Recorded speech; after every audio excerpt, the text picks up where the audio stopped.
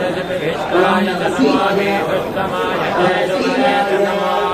हस्ताय च वामनाय च नमो बृहते च वैशीयते च नमो वृद्धाय च संवृद्धने च नमो अप्रियाय च प्रथमाय च राजवेदाय च नमस्तीक्रियाय च दीर्घ्याय च नमः ऊर्ध्याय च वस्त्रन्याय च नमः स्रोतस्याय च द्वीत्याय च नमो